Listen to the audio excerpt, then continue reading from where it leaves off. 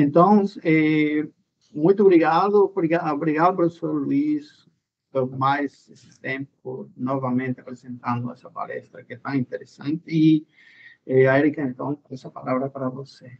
Obrigado. Obrigada, professor Padrão. Boa tarde com todos. Obrigada, professor Luiz, por ter aceitado o convite. E temos certeza que vai ser uma excelente apresentação. O professor Dr. Luiz, ele é graduado em Medicina pela Universidade Federal de Pernambuco, fez residência médica em Clínica Médica no Hospital Universitário Oswaldo Cruz e também em Cancerologia Clínica no Instituto Nacional de Câncer, INCA, Rio de Janeiro, mestrado em Oncologia pelo Hospital AC Camargo, São Paulo, doutor em Biologia Aplicada, Saúde pelo LICA, Universidade Federal de Pernambuco, possui experiência internacional em instituições Bioclinic, também a Universidade de Oxford. Atualmente é professor associado de Medicina no Centro de Ciências Médicas e também é diretor do Centro de Ciências Médicas. Vou colocar aqui, professor, sua apresentação. Vou puxar aqui o microfone. Qualquer dúvida que o senhor tiver, estou à disposição. Obrigado. Muito obrigado, professora Érica, professor Padrão, professor Raul, pelo convite. Mais uma vez, é um prazer, uma honra estar aqui contribuindo para as discussões dessa disciplina que é, por si só, já inquietante, né? Então, com temas, né, que fazem interface com várias áreas de conhecimento. Acho que é isso que a gente precisa, principalmente estando no ambiente universitário, é a gente conhecer outras áreas e ver de que maneira nós podemos interagir e nos engrandecer como seres humanos e como profissionais. E esse prazer, professor Gilson, a honra ter o senhor aqui assistindo, estar aqui conosco e os demais colegas. Tá? Vocês me escutam bem? Sim. Né? Sim, professor. Muito bem. Veja só, foi me pedido esse semestre para me falar sobre os limites éticos da ciência em cuidados paliativos. Né? Como a professora Érica mencionou, minha formação médica, eu fiz uma escolha por labutar na área de oncologia, né? E que vem mudando muito nas últimas décadas, né? A realidade dos pacientes oncológicos, mas cuidados paliativos faz parte do escopo, né, de atuação do oncologista. Né? Felizmente, cada vez mais as taxas de pacientes que são detectados com câncer em fase precoce têm aumentado, né? E, consequentemente, a abordagem curativa nós temos tido a oportunidade de fazer cada vez mais, né? Deixando os cuidados paliativos para aqueles pacientes que são diagnosticados já em estágio avançado, né? Ou para aqueles que recidivam a doença, né, com doença avançada, com doença metastática. Então, a gente falar em cuidados paliativos em oncologia, a gente está falando de um cenário de um paciente com doença avançada, né, com doença metastática, ou, né, um paciente que pode ter até uma doença localizada, mas não tem condições clínicas para fazer um tratamento curativo. Né? O exemplo é um paciente com câncer de pulmão, por exemplo, e muito idoso com muita comorbidade.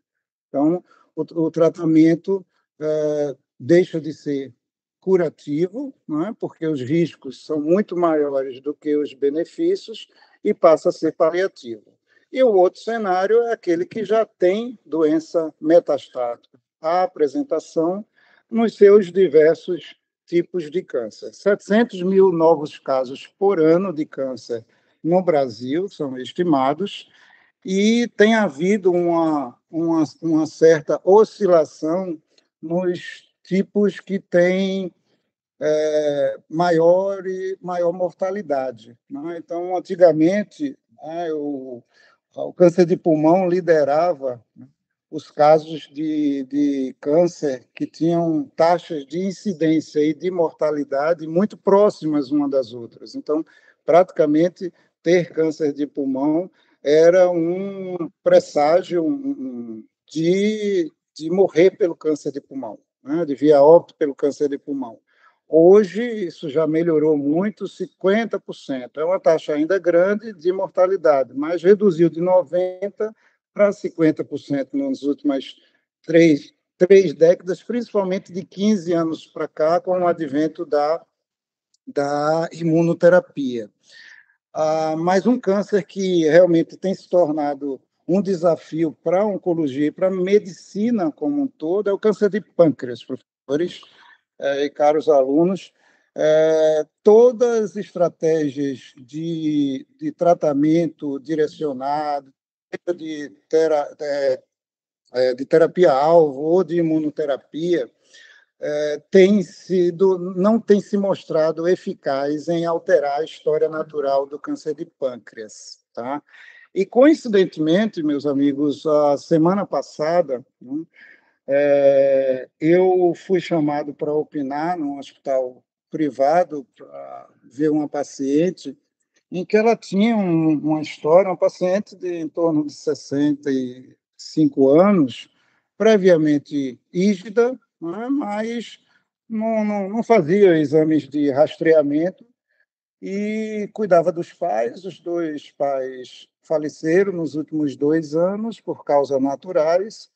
E aí, de 3 meses para cá, ela começou a cursar com perda de peso significativa, né? Cerca de 20 quilos em 3 meses, ou seja, uma perda muito significativa, com perda do apetite, com fadiga, um pouco de dispneia, até que procurou um hospital 10 dias atrás e foi internada no hospital, né? Exames de imagem mostravam uma provável tumoração em pâncreas, né? Mas já com uma doença avançada. E aí me chamaram para opinar no caso, e conversando com a paciente, eu encontro a paciente, né? Era uma empresária e que tinha muitos projetos, que contou-me alguns projetos, né, dela, de vida, e uma hora de conversa, né, nós pudemos, né, já fazer um diagnóstico sindrômico naquele momento. Ela tinha uma doença avançada e o estado clínico dela não permitia nós pensarmos em nada além de cuidados paliativos exclusivos. Ela não tinha condições de receber nenhuma quimioterapia, nem terapia-alvo, nem imunoterapia, principalmente em se tratando de um câncer de pâncreas. E aí nós instituímos, né, cuidados paliativos para ela, conversamos com a família, né, no outro dia reunimos toda a família e encontramos o limite, né, ético e médico para aquela paciente. E colocamos, veja, toda medida que nós fôssemos fazer para a paciente eram medidas fúteis do ponto de vista médico. Eram medidas protelatórias para um desfecho que iria acontecer mais cedo ou mais tarde. Então, o que ela precisava era que a doença seguisse seu rumo natural, seu curso natural, e que ela tivesse um mínimo de dignidade naquele momento. E dignidade, a gente não achava que ela deveria estar em UTI, né? Ela deveria estar com seus parentes, né? E controlando os sintomas relativos à doença, né?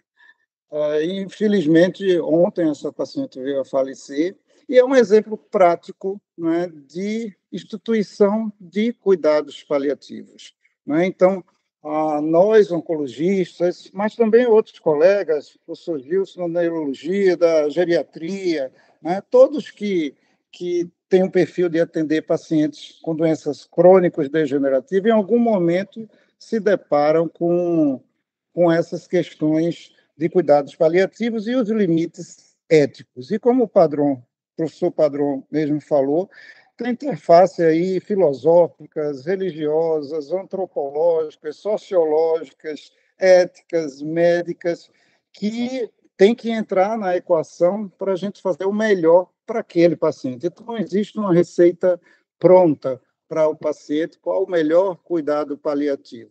Então, eu acho que esse tema de limites éticos da ciência em cuidados paliativos é um tema bastante provocativo e inesgotável. Então, vou falar aqui, tecer alguns comentários, né, e, eventualmente, até ilustrar com alguns casos, né, da prática clínica mesmo. Tá? Então, eu queria começar com os princípios clássicos da bioética, tá? Publicado desde 2013, né, que são bem conhecidos de vocês, né? A gente está falando de limites éticos em cuidados paliativos, então falar dos princípios da bioética, né? Então, a autonomia, né? O paciente ele tem direito de tomar decisões desde que esteja com condições clínicas e psíquicas de responder por si, né? E ao médico cabe respeitar essa autonomia, né? Exceto em casos de urgências e em casos isolados, né? Como uma emergência, enfim. Segundo o princípio da beneficência, ou seja, em que o profissional de saúde ele deve promover o bem, né, e agir no melhor interesse do paciente, né? E o contrário também é um princípio de bioética. Não basta só ele fazer o bem, ele não pode fazer o mal, né? É uma diferença sutil aí, mas é um pilar da bioética. Autonomia, beneficência, não maleficência e fazer tudo para ser sua conduta, traçar seguir os princípios da equidade na distribuição de recursos, do princípio da justiça, a justiça social.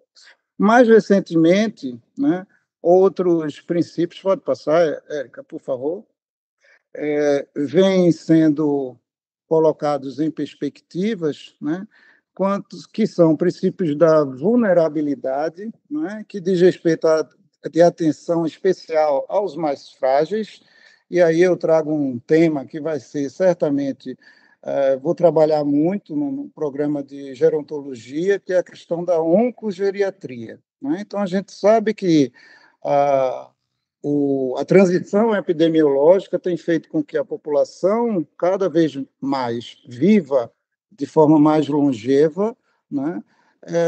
E que, com isso, né, a incidência do câncer aumenta à medida que a idade aumenta, mas tem muitos idosos, né, que são bem clinicamente, né, que a despeito da idade biológica, clinicamente eles estão bem, né? Então, esses pacientes não deve ser subtraída a possibilidade de um tratamento potencialmente curativo só por conta da idade.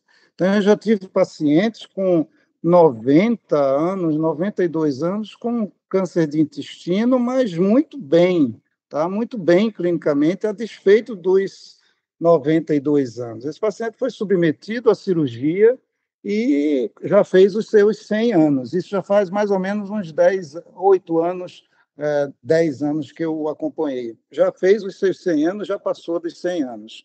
Né? Mas está atento a essa questão da vulnerabilidade. Assim como tem pacientes com 92 que dá para fazer uma cirurgia curativa, tem pacientes com 60 anos, como esse primeiro caso que eu falei, que não dava para fazer qualquer tratamento oncológico específico que não fosse cuidados paliativos. Tá? Então, está atento ao princípio da vulnerabilidade, da precaução, não é? Usado em contexto de incertezas científicas, e o da responsabilidade, né, que diz respeito, que dialoga com questões éticas e contextos intergeracionais e ambientais, né? Já inclui aí um conceito de meio ambiente aí também envolvido. E contextualização dos cuidados paliativos. Bom, a origem dos cuidados paliativos remonta, né, a cerca de século passado, né, 1967, com a criação por uma colega chamada Cicely Saunders, né, que montou uma fundação, enfermeira, que montou o primeiro hospice descrito da história dos cuidados paliativos, ou seja, uma instituição voltada só para cuidados paliativos, né? E em 1990, a OMS reconhece oficialmente cuidados paliativos como uma área de saúde.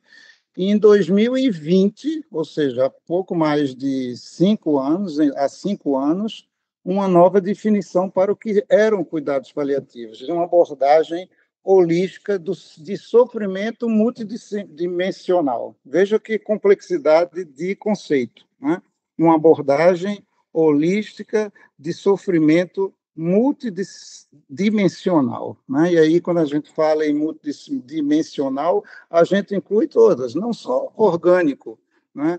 Psíquico, metafísico, espiritual, e aí é onde a gente bate muito, e como diretor da Faculdade de Medicina, em todas as oportunidades que eu tenho, né, a gente coloca que precisamos formar pessoas que vão além do raciocínio clínico, biomédico ou físico, né? Que elas vejam aquele paciente como para além da doença, há algo que tem uma contextualização por trás da doença. Então, essa questão do aspecto multidimensional é muito importante em todo paciente, e em cuidados paliativos se reveste de maior importância.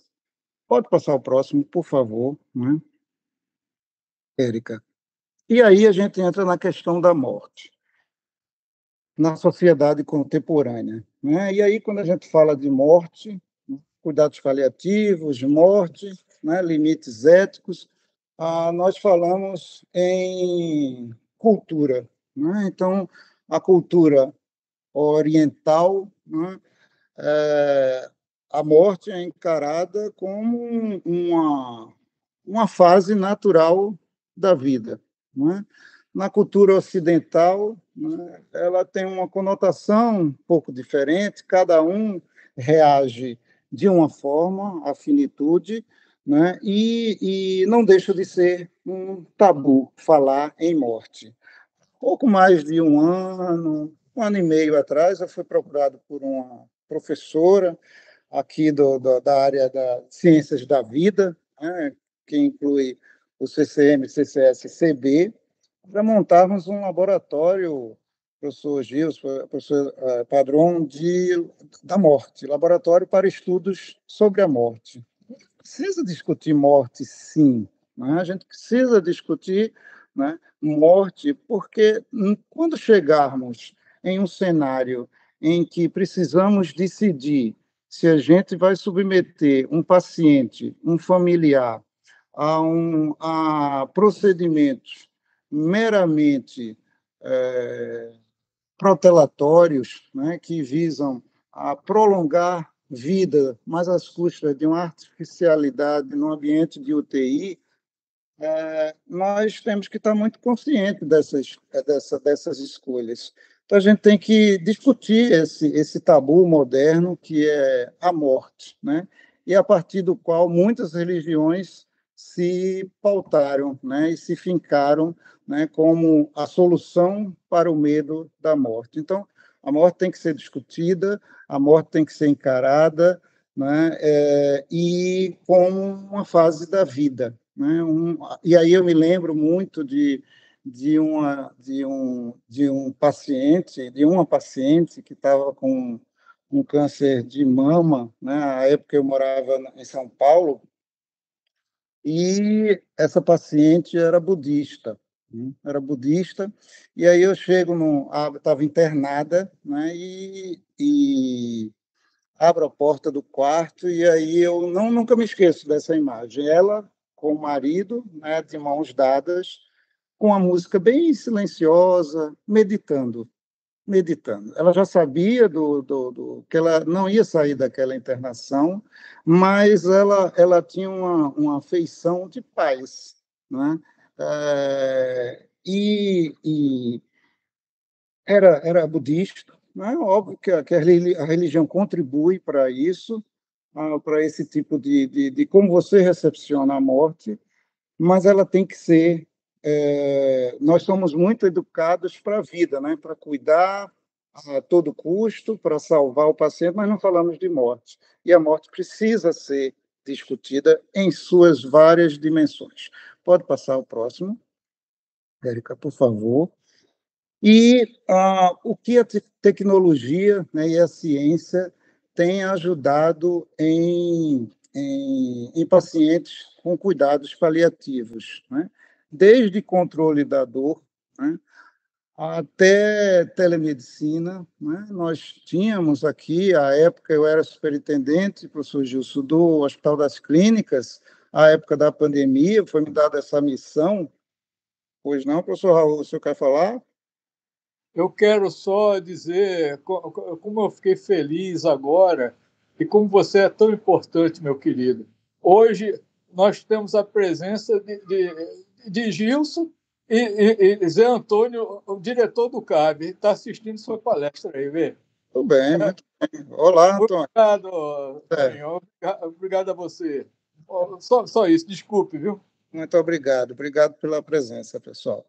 E a telemedicina, eu estava falando, né, a época que eu fui superintendente do Hospital das Clínicas, né, foi a época em plena pandemia, né, e em que pacientes eram isolados numa UTI, né, UTI com muitos pacientes, muitos colegas, todos com medo, né, e muitos, né, não tinham acesso, quase todos não tinham acesso a seus familiares.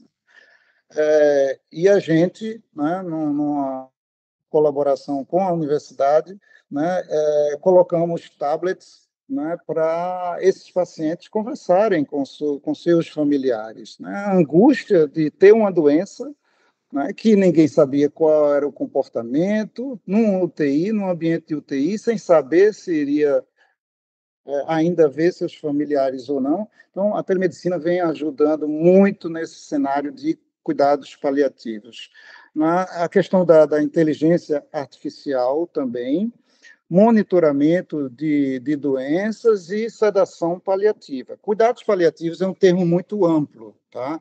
Então, nós, quando diagnosticamos um paciente com doença oncológica avançada, né, esse paciente já entra em cuidados paliativos. Mas não quer dizer que cuidados paliativos são só controle de sintomas. Tá? Nós podemos fazer quimioterapia paliativa, tá? Desde que o paciente tenha condições de receber quimioterapia. Não é? Então, o objetivo daquela quimioterapia é melhorar a qualidade de vida e aumentar a sobrevida. Tá? Então, a gente tem que ter muito cuidado ao avaliar pacientes com doença avançada para que aquele tratamento não seja pior que a doença em si.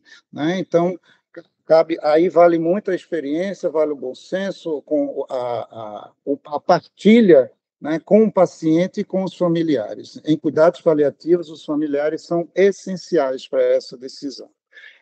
Mas existem os cuidados paliativos não oncológicos, que são aqueles de controle de sintomas, tá? Que foi o que nós instituímos para essa paciente que eu vi a semana passada. E existem aqueles pacientes também terminais, né? Então, vejam que é uma gama grande, né? Esse leque é grande de cuidados paliativos. Né? E aí, na sedação paliativa, em que a gente tenta tirar a consciência daquele paciente do que ele está sofrendo a nível físico, né? E que nós devemos e podemos fazer mediante a autorização da família ou o consentimento prévio do paciente. Vou passar, Érica, por favor. Desafios éticos na prática clínica. Comunicação de más notícias. Né? Um dos grandes desafios que todos os profissionais de saúde têm, como dar uma má notícia, né? Como você dizer para o paciente, primeiro, que tem que estar com câncer, né? Segundo, que o câncer é avançado. Terceiro, que o câncer não tem cura, né? Que você vai fazer cuidados paliativos. Então, existem técnicas e protocolos, né, que devemos seguir, obviamente, mas cada paciente é um paciente diferente e a abordagem vai variar em função dessas peculiaridades do paciente. A limitação terapêutica é um desafio ético na prática clínica, né?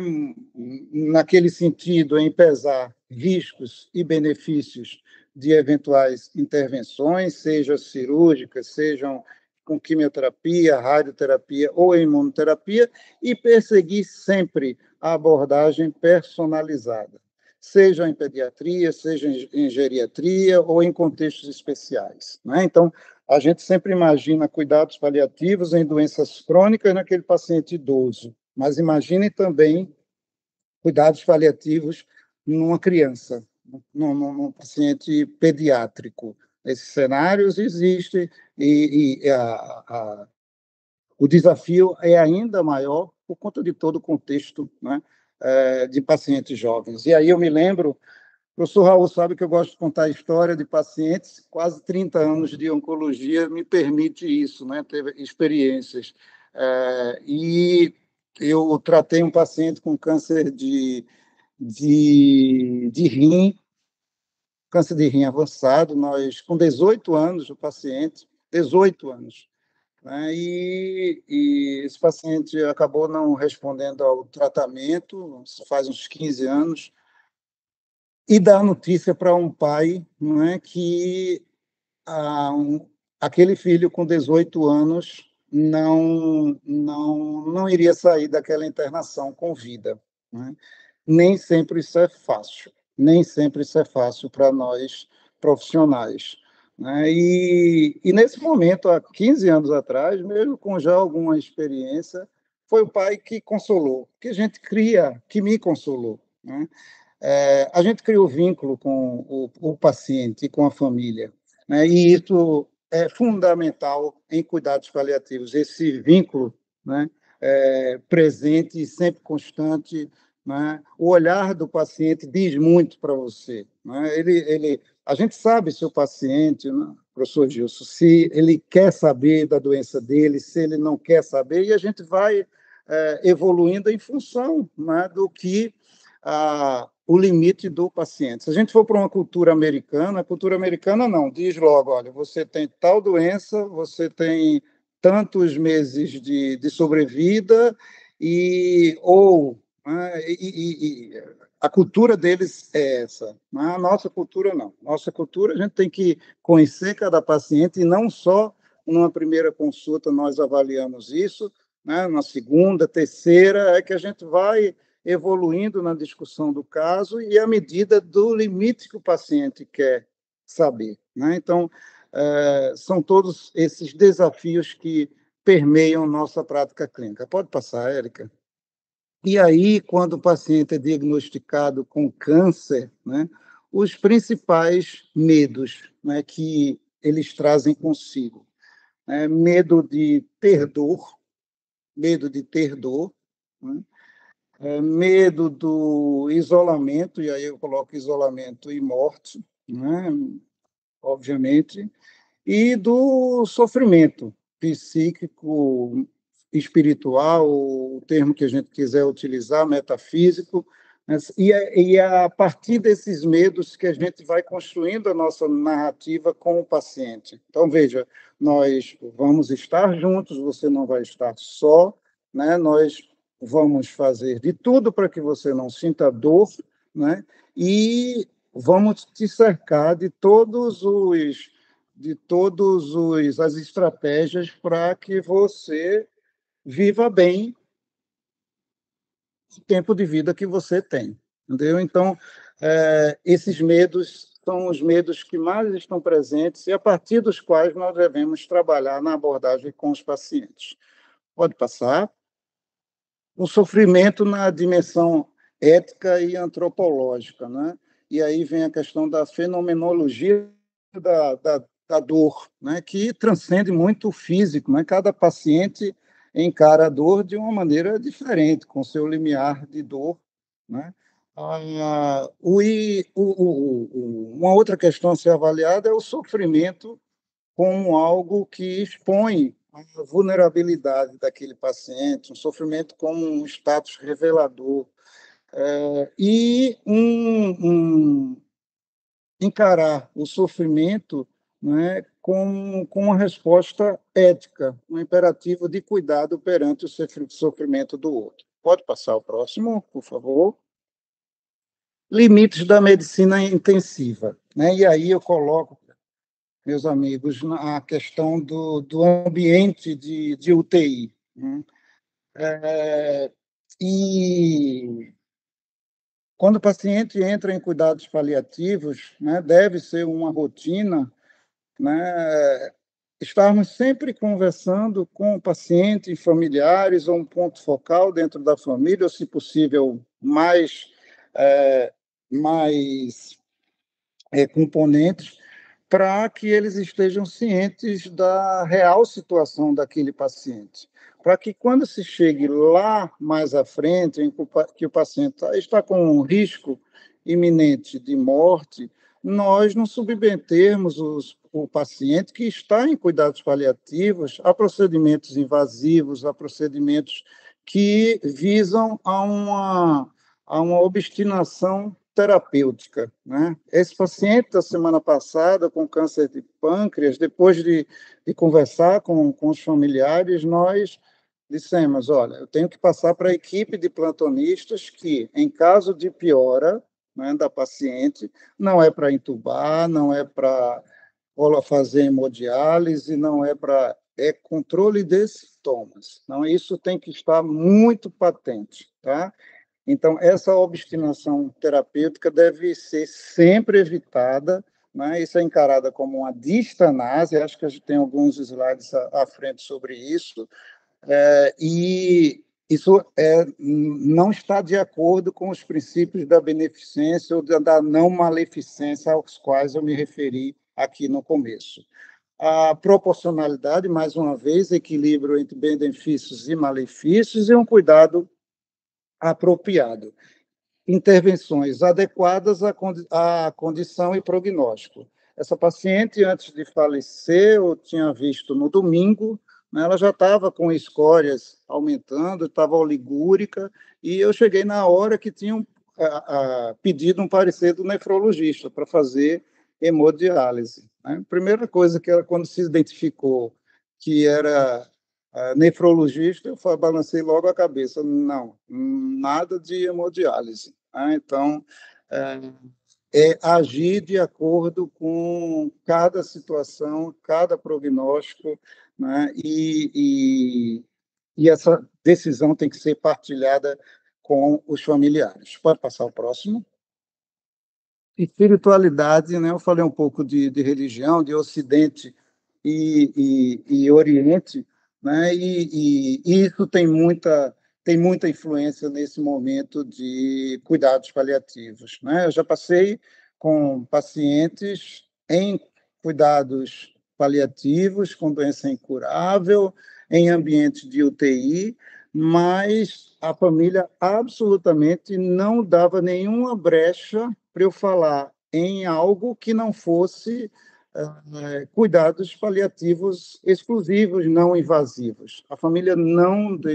Esse paciente passou uns 3 meses no hospital, em ambiente de UTI, sem o carinho do seu neto, né, que a família, por questões religiosas, ela não permitia que tudo fosse feito, né, para garantir a vida, mesmo que fosse às custas de uma artificialidade. Esse paciente passou uns 3 meses na UTI até vir a falecer. E aí eu coloco algumas imagens aqui de diferentes religiões, com abordagens diferentes, né? Essa quarta figura aqui na linha de cima é um filme que eu recomendo, um filme antigo, né? Chama-se Invasões Bárbaras, tá?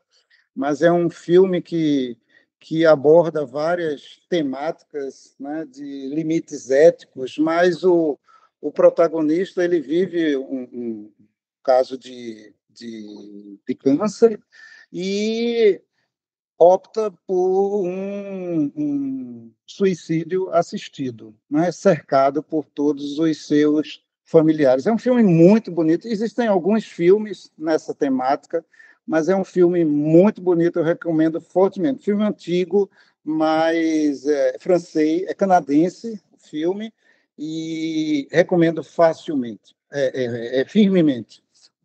Invasões Bárbaras. Pode passar o próximo. Se vocês estiverem interrompendo à medida que eu for passando, fiquem à vontade, tá? E aí, quando a gente fala em cuidados paliativos, a gente volta muito na história, né? Desde a medicina hipocrática, né?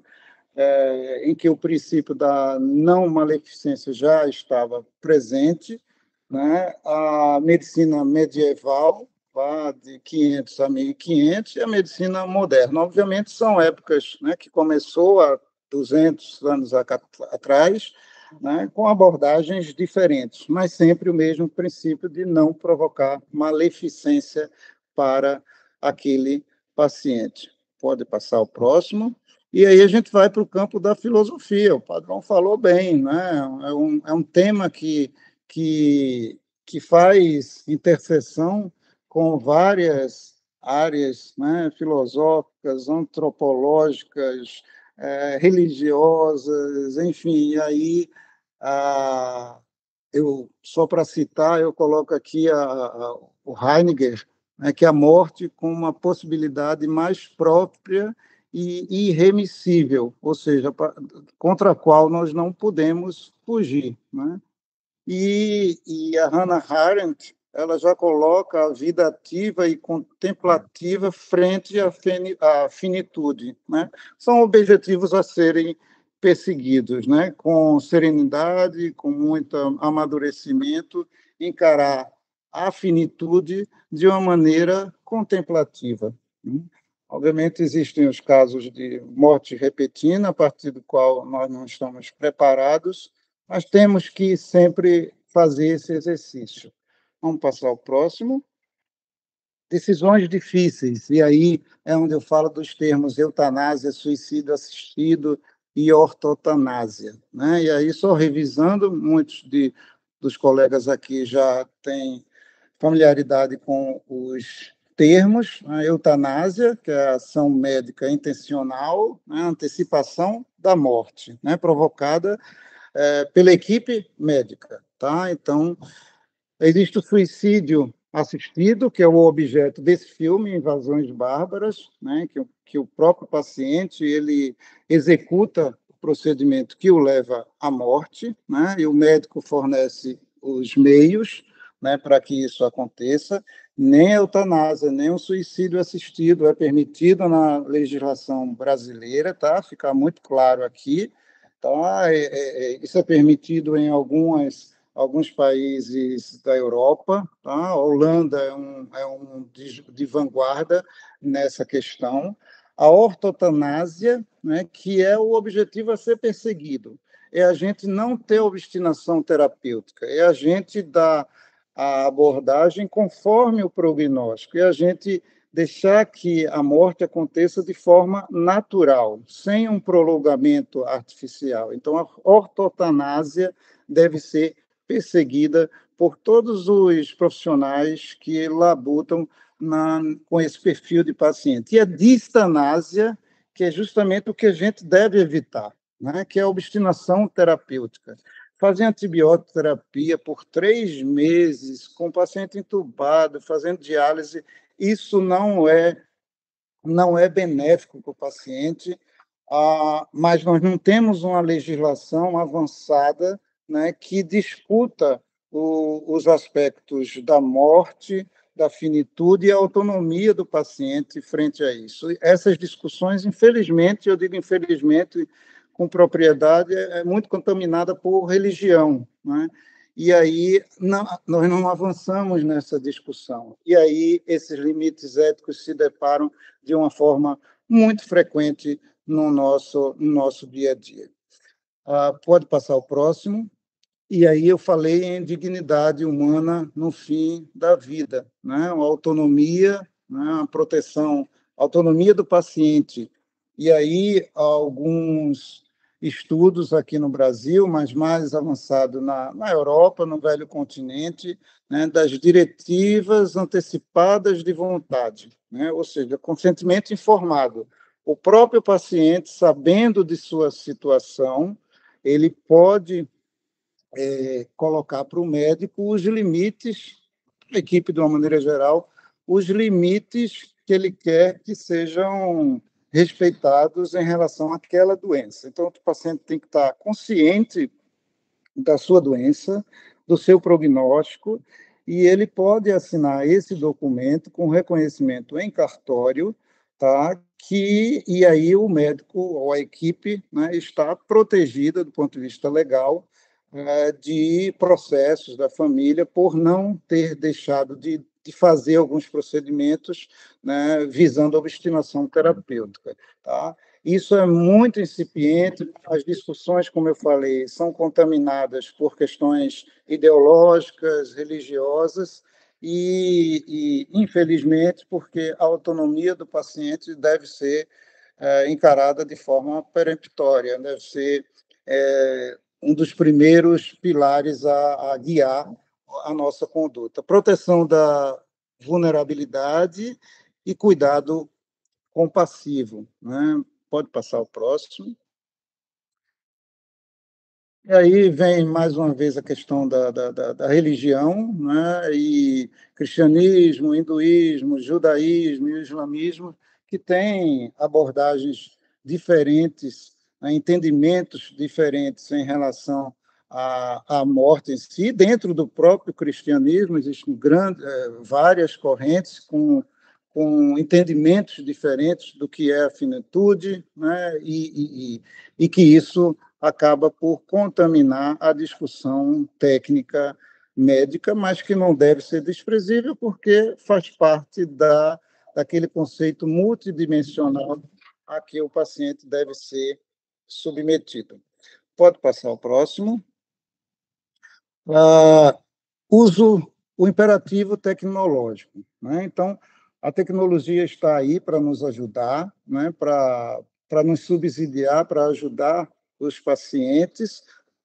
No entanto, ela não deve suplantar, de maneira alguma, né, o cuidado, o toque, o olhar do médico, né? Então, não são tecnologias, e aí, padrão, o pessoal das ciências exatas, não é a inteligência artificial que vai substituir esse olhar, essa percepção, pelo menos ainda, até o momento, né, que a equipe de profissionais de saúde tem para com o paciente em cuidados paliativos.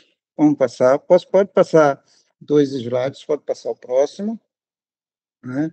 Sociologia, né? Então, é mais um campo que se a gente fala de antropologia, né? Como o paciente, enquanto homem sapiens, ele encara a doença, né? E como é essa doença no meio, né? Esse paciente doente no meio que ele se relaciona, né?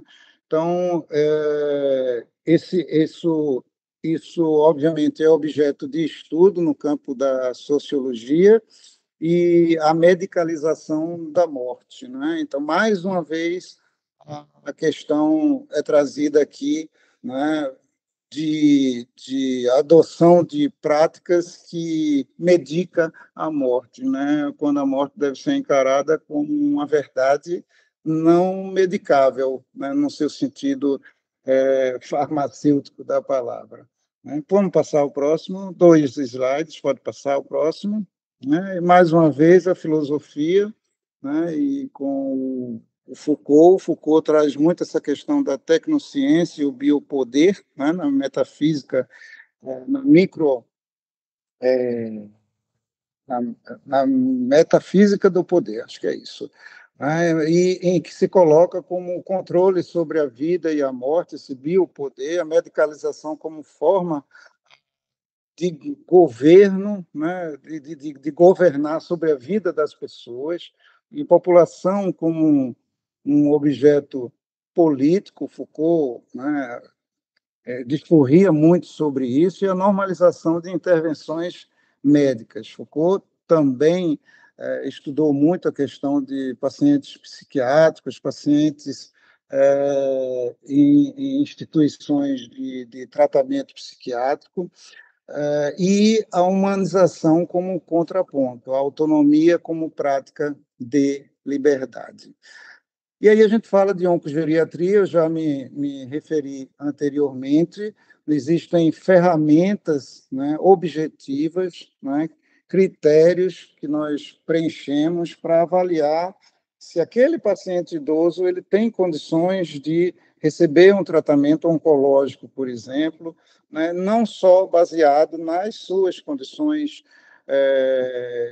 na sua idade cronológica, mas na sua condição física, mental, comorbidades, e para que objetive, no final, fazer um cuidado adaptado, personificado, né, customizado para aquele paciente, em que a qualidade de vida seja o principal desfecho. Vamos passar ao próximo.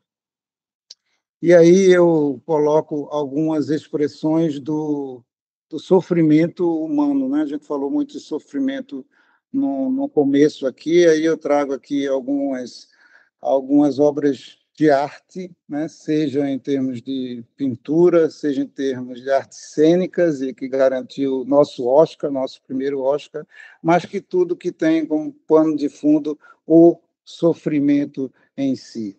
Vamos passar ao próximo, direitos humanos, né? Direitos humanos, até onde vão os direitos humanos no fim da vida? Nós discutimos muito o que são direitos humanos. O que são direitos humanos para nós, da comunidade ocidental, né? Não é o mesmo do que são direitos humanos lá para as comunidades do mundo oriental. Então, temos que estar atento a essa subjetividade do ser humano, que está carregado de aspectos culturais que estão aí por trás também. E isso deve fazer parte na avaliação do paciente em cuidados paliativos. Pode passar o próximo.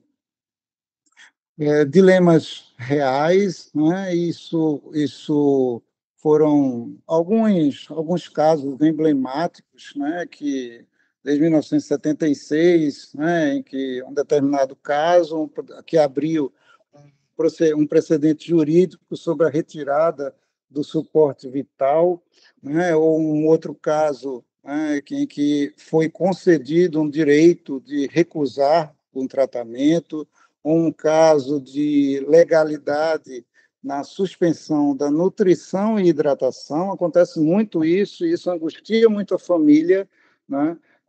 O paciente está em cuidados paliativos, internado, né?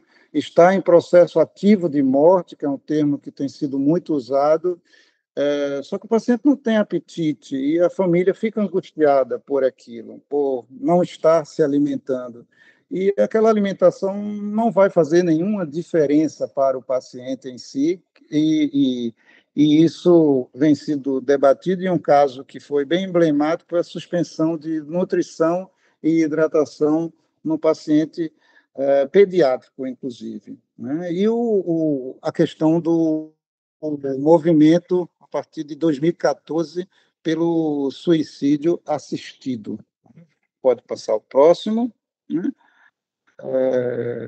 Pode passar, por favor. Inteligência artificial, não, o próximo. Inteligência artificial e cuidados paliativos, né? Pode passar. Né? Tem alguns estudos já publicados, né? Em que eles avaliam, né, o comportamento do paciente, e a partir desse comportamento do paciente se geram dados, né, que são trabalhados, são minerados, e através de inteligência artificial se oferece uma receita, né, do que seriam os melhores cuidados paliativos. Eu vejo com muito ressalva, né, essas questões, sou aberto às inovações, sempre, quem sabe do meu perfil sabe disso, conhece isso, mas vejo com muito cuidado essa questão da incorporação da inteligência artificial em cuidados paliativos, pelo menos até o momento. Podemos passar. A questão da comunicação em contextos terminais, né? Em que temos que fazer uma escuta ativa, uma verdade que seja suportável para o paciente, né? Então, existe o limite do paciente a que eu me referi anteriormente. Existe a questão da mediação familiar também. Então, a família é essencial que esteja ciente de todo o contexto, que é ela que, se o paciente não tiver condições ou não quiser decidir, vai discutir diretamente com o colega em si. Vamos passar ao próximo. Pode passar ao próximo. Empatia verbal, compaixão, empatia, né? Comunicação não verbal e narrativas pessoais. E é outro dilema que nós tentamos passar aqui para os nossos graduandos, desde a formação, é a questão de você não ter pressa, né, enquanto está se comunicando com o paciente, né? Sobretudo um paciente em cuidados paliativos. Às vezes o paciente só quer conversar, não é, professor Gilson? Ele só quer ali, ele esperou tanto tempo para estar ali naquela consulta, veio de uma região a mais longínqua possível e você passar ali 5, 10 minutos com ele, né, para ele voltar e passar mais 10 horas de volta, né? Então, você precisa realmente ter essa empatia, ter essa escutativa, né, e exercer a questão, fazer valer o exercício da compaixão efetiva. Impacto pode passar? Impacto nas famílias e cuidadoras, né? A questão dos familiares, 70% dos familiares, eles são estudos de 2021 e 2023, né?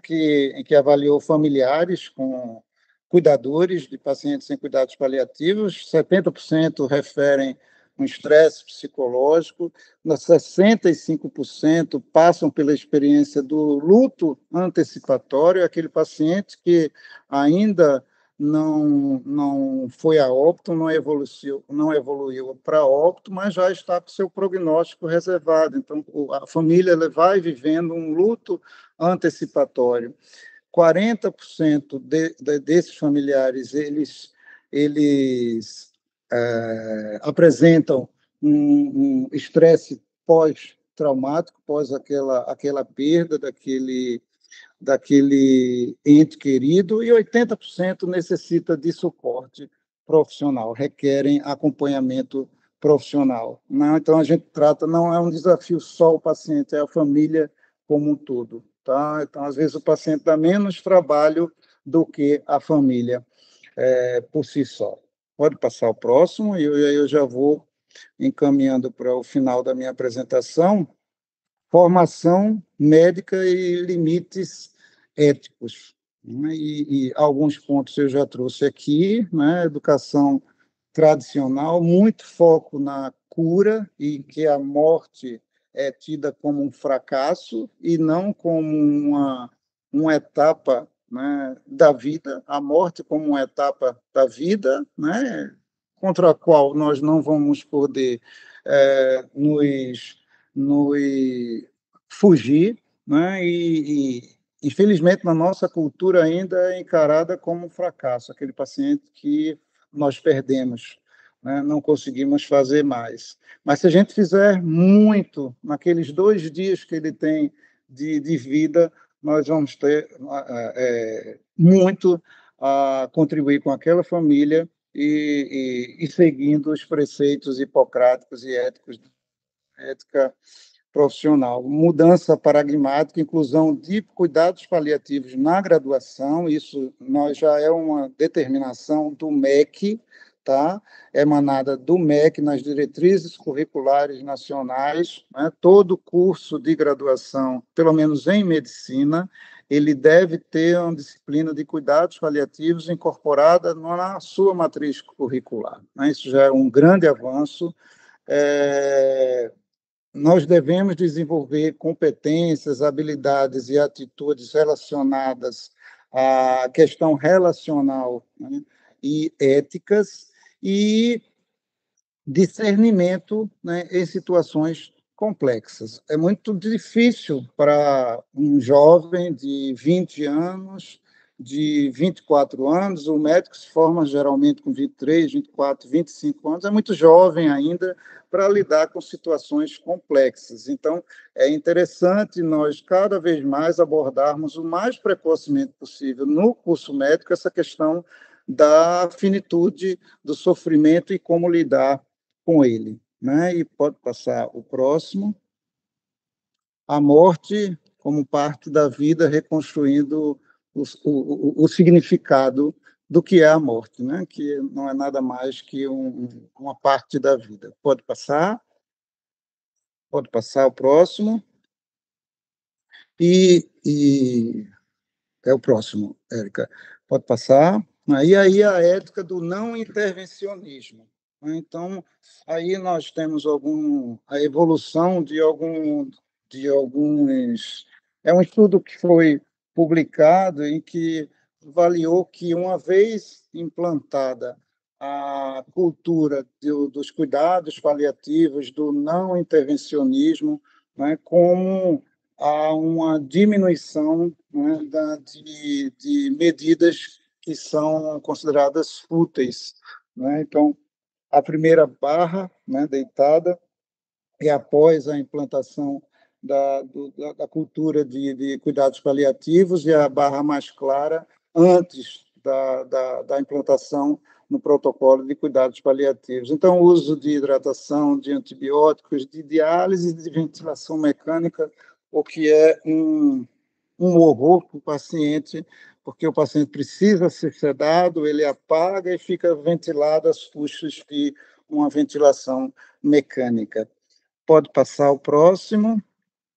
E aí eu vou me caminhando para o final, e aí eu evoco o professor Gilson, o professor Raul, o professor Padron, o papel da universidade na produção de ciência.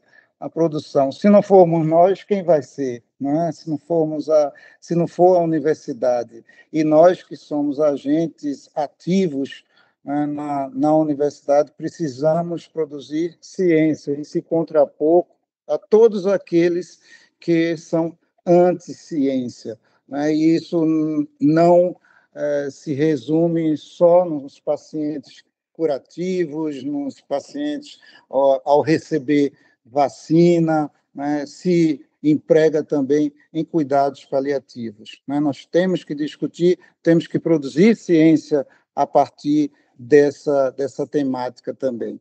Acho que é o penúltimo slide, por favor. Então, o papel da universidade, mais uma vez, na produção científica, e é daqui, não é, que nós podemos construir, né, cidadãos que encarem a morte como uma parte da vida e que não se corrompam em relação a interesses de mercado, não é, em que o prolongamento da vida, ele visa muitas vezes apenas um retorno financeiro e econômico em detrimento do bem-estar do paciente. Então, é a partir da universidade que nós podemos e devemos abordar esse tipo de estratégia. E a morte, pode passar o próximo, não é um evento médico, é muito mais que isso, mas é um evento existencial. E aí eu trago Sêneca, né, que coloca que aprende-se a viver toda a vida, e o mais admirável é o que se passa toda a vida a aprender a morrer, né? Então, Sêneca escreveu isso em 61 depois de Cristo, e com isso eu acabo a minha abordagem e abro aqui a palavra para discussão aqui entre nós nesse tema tão desafiador que é lidar com esses pacientes tão vulneráveis. Muito obrigado. Obrigada. Acho que eu fui no tempo, né? Foi, professor. Parabéns, professor, pela palestra tão interessante, tão atual.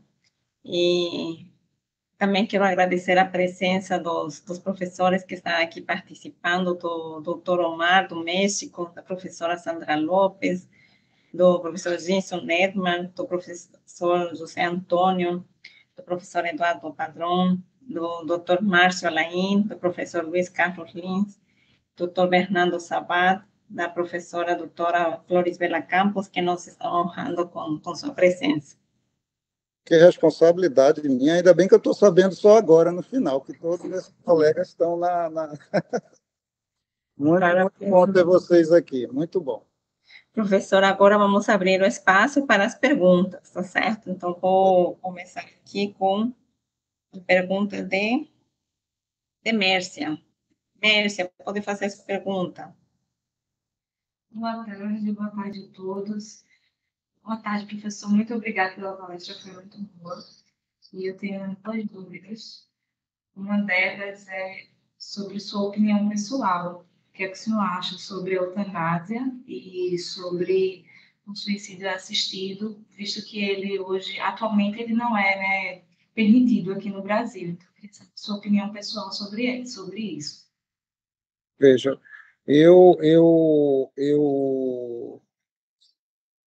a opinião, eu não tenho uma opinião completamente formada.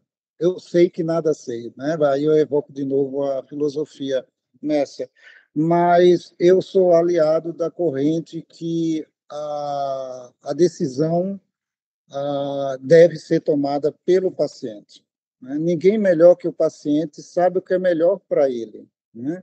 Obviamente, enquanto ele está consciente de suas condições, de sua doença, tá? Eu acho que a gente não pode alimentar essa cultura de que a morte é uma frustração para uma equipe médica, né? Às vezes, em determinadas situações, né, a vida já é uma morte em si, tá? Então, o paciente deve ter esse direito assegurado. Agora, nós precisamos de mais maturidade enquanto sociedade para discutirmos isso de uma forma aberta, de uma forma transparente nas universidades, nos poderes legislativos, esse debate ser instituído para que se avalie quais a melhor conduta para determinado paciente, né? Então, eu me alio a essa corrente em que coloca a autonomia do paciente em primeiro lugar, né? Obviamente, se a autonomia do paciente ferir um limite ético meu, eu não estarei presente, não serei o agente que vai executar algo que o paciente tenha mesmo diante de sua autonomia. Então, realmente é um equilíbrio que devemos tomar caso a caso, né? Mas o suicídio assistido é uma prática já permitida em alguns países da Europa, sobretudo, e uma das escolas de vanguarda, como eu falei na apresentação, é a Holanda em si. Muito obrigada, professor. Tudo bem. Obrigada, Mércia, pela sua pergunta. Agora passo a palavra para Carl. Pode fazer a sua pergunta, Carl. Boa tarde, professor. Boa tarde, Carl. Muito obrigado. Você já conseguiu me ouvir direito? Sim, sim. Bom, muito obrigado pela palestra, né? Foi bem interessante. Esse é um tema que, durante a graduação, a gente se debruçou bastante, na minha graduação em fisioterapia, por conta que fisioterapeuta, né, atualmente, é quem basicamente comanda os ventiladores, né? E graças a Deus eu tive uma boa professora nisso aí. Ela era psicóloga e fisioterapeuta também. E aí ela sempre destacou que nós, os pacientes, temos que ter o direito de morrer. E que não é digno da nossa parte, como profissionais de saúde, prolongar o sofrimento, né? Como o senhor explicou na distanásia. Mas aí eu anotei algumas dúvidas aqui, algumas perguntas. Primeiramente, eu queria perguntar ao senhor como é que o senhor vê e o que é que o senhor acha sobre os limites entre as decisões do paciente e da família, né, em relação à decisão da equipe de saúde, da equipe médica. Aí eu cito um exemplo do seguinte: um paciente que sempre deixou claro para a família, um paciente que já era consciente sobre esse tipo de assunto, e deixou claro para a família que não queria a intervenção, né? Era um paciente não intervencionista, vamos dizer assim, que em alguns países até alguns chegam a tatuar no seu peito, né? Não ressuscitação, por exemplo. No contexto, claro que esse contexto geralmente é relacionado a trauma, mas no contexto de cuidados paliativos, que foi a sua palestra, como é que o senhor vê esse limite, né? De quando o paciente, talvez ele tenha ainda um prognóstico, segundo a equipe médica, ele ainda tenha um prognóstico talvez bom, mas o próprio paciente diz que ele não quer fazer aquilo ali, ele não quer fazer o tratamento, porque ele quer, de fato, seguir o curso natural. Como é que o senhor vê esse limite? Obrigado, Carl, pela sua fala, sua pergunta bem pertinente. Carl trabalha conosco aqui no CCM, é nosso colega. Muito obrigado aqui por estar aqui presente e pela pergunta. Veja, Carl, isso passa muito na questão da... São dois comentários para fazer a partir da tua pergunta. Primeiro, né, você falou em fisioterapeuta, né, sua formação em psicologia. Nós tomamos decisão, sobretudo no contexto de cuidados paliativos, mediante uma discussão multidisciplinar, né? Então, quando eu era chefe da oncologia aqui no Hospital das Clínicas, que fui por 7 anos, né, nós fazíamos, e ainda se faz, reunião multidisciplinar toda quarta-feira de manhã, em que passa-se caso a caso cada paciente, né, e eu o residente passa o caso clínico e depois nós provocamos serviço social para opinar sobre aquele caso, psicologia, né, porque é um paciente com envolvimento multidimensional, né? Então, um paciente que não tem um contexto familiar adequado, que tem um sonho antes de morrer, né? Que às vezes não fala para a equipe médica, mas fala para o psicólogo, e aí, né, nesse intercâmbio de informações, nós podemos oferecer o melhor. Então, é fundamental essa discussão multidisciplinar, fundamental. Tá? E quanto a essa questão dos limites, né, quando o paciente não quer, a autonomia deve ser preservada sempre. Tá? A autonomia deve ser preservada sempre. Se o paciente tem um câncer e ele não quer ser tratado, né, ele não vai ser tratado. Ele não vai ser tratado, tá? Porque e nem por isso nós temos o direito, enquanto equipe, de sair do caso, né? A gente está ali para ver o paciente como um todo, respeitar a sua decisão, né? E não só ser intervencionista. Então, nós estamos juntos, então, para controlar, para aliviar o seu sofrimento, seja do ponto de vista físico, ou mental ou espiritual, tá? Então, estar junto com o paciente sempre e respeitando a sua autonomia. Então, é o que é preconizado pelos preceitos da bioética, e é o que eu acredito e é o que eu realizo no meu dia a dia, Carl. O paciente não deseja, ele vai ser respeitado na decisão dele, a despeito. O que acontece algumas vezes é o paciente ter uma decisão e a família outra, tá? Exatamente. E aí a gente respeita o paciente se ele tiver condições, né, que a gente julga, e aí não é só numa primeira abordagem, né, não, precisa algumas abordagens para a gente julgar se o paciente tem condições de estar respondendo pelaquela decisão, mas sempre a decisão do paciente. Tá? Então, muitas vezes é frequente, principalmente com idosos, né? Nós recebemos pacientes em que a família quer entrar antes para dizer, veja bem, doutor, não diga nada para o paciente, não diga isso, ele, se disser, ele vai ficar deprimido. Eu disse que, olha, eu vou sentir o paciente, né? E o meu compromisso é com o paciente, né? Então, eu vou responder as perguntas dentro do limite em que o paciente fosse colocando para mim, né? Então, a gente sabe abordar, tem protocolos para isso, para dar mais notícias,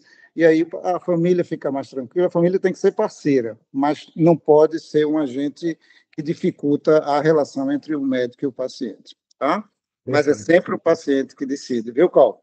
Obrigado pela pergunta. Eu queria complementar uma outra pergunta. E antes de eu fazer a pergunta, na verdade, eu vou até fazer um comentário, até para os colegas. Eu tive uma experiência um pouco dessa questão de cuidados paliativos e realmente aquela questão que o senhor falou da relação familiar, ela é bem complexa, né? Porque a cuidadora da minha avó materna, especificamente, que sempre foi a cuidadora da minha avó materna, ela optou pelos cuidados paliativos, uma vez que a minha avó já não estava em condições de decidir, estava sofrendo muito no processo de câncer, e a família não entendeu, né? A família não entendeu. Eu, particularmente, como profissional de saúde, já tendo estudado esses contextos, eu acalmei pelo menos a minha mãe, né? Expliquei justamente esse contexto. Né? Disse, mãe, não adianta a gente deixar a avó sofrendo, porque é uma situação que ela não vai melhorar, ela só vai piorar. E ela está só sofrendo. Então, eu defendi minha tia, né? Enquanto que todo mundo queria manter aquilo ali, né? Até hoje gerou uma situação assim desconfortável entre os tios e os irmãos, né? Mas é bem complexa essa questão da relação familiar e realmente ainda é um tabu em vários contextos. E aí, pegando esse gancho, eu queria perguntar ao senhor, o senhor fez uns comentários sobre a questão da transcendência da religião nesse contexto, e aí eu queria perguntar ao senhor, primeiramente, qual é a sua experiência, né, sua prática com o trabalho associado com capelães ou sacerdotes nesses contextos? E o senhor comentou naquela parte, quando estava falando da ortotanásia, de eutanásia, que algumas coisas dessas discussões atualmente não andam também por questões religiosas. Eu queria saber quais seriam esses pontos, se o senhor puder pontuar rapidamente para nós. Tá.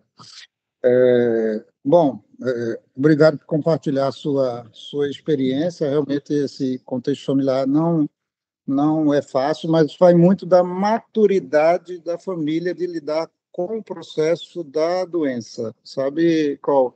E isso é responsabilidade também da equipe profissional, estar conversando sempre, não deixar para a última hora para tomar uma decisão de entubar ou não entubar. Isso tem que ser um processo construído ao longo, né, das consultas ou das avaliações, para que seja tomada a medida melhor para o paciente. Então, se você deixa para tomar a decisão lá próximo a uma possível intervenção, né, corre-se o risco de fazer uma distanásia e não uma ortotanásia, que é o objetivo a ser perseguido. Em relação à religião, a que eu me referi, os aspectos, é que muitas vezes vem o discurso que só Deus é quem cura, né, a utilizar até o último recurso, Deus vai curar, e a gente respeita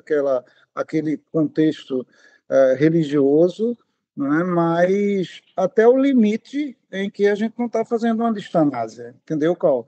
Então, não, eu não posso, o senhor vai deixar de entubar o meu paciente, o meu pai, né? Só Deus pode, né? Até onde existe vida tem esperança. Não é uma frase, um clichê mais frequente, né?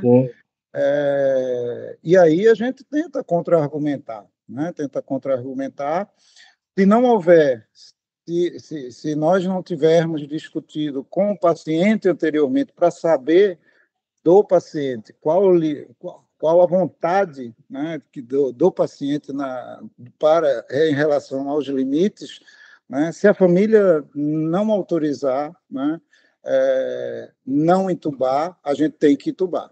Entendeu? Aí realmente não é a nossa vontade que vai prevalecer. Né? Tanto que eu coloquei o caso de um paciente que passou 3 meses numa UTI porque a família não deixava brecha para eu chegar a conversar de uma forma tranquila, né? De uma forma serena, sobre o que a gente estava fazendo para o pai deles, para o esposo dela. Tá? Mas eles negavam. É um processo também em que é bem descrito na literatura como o paciente, do ponto de vista psíquico, ele ultrapassa algumas fases, né, quando está diante de uma doença ameaçadora de vida, como é o câncer. Né, primeiro ele nega a doença, depois ele passa a se revoltar com a doença, e depois ele passa, numa última fase, a aceitar. Né? Alguns pacientes passam mais rápido por essas fases, mas todos passam, e os familiares também. E aí vai caso a caso, tá? Mas sempre respeitar o limite e não deixar, né, que essas questões religiosas, eu não sou uma pessoa agnóstica, tá? Não sou, quero dizer aqui, agora eu sou a favor que essa discussão seja tratada do ponto de vista técnico, do ponto de vista de autonomia do paciente, tá? Então, acho que isso deve ser colocado sempre em primeiro lugar, tá? Perfeito.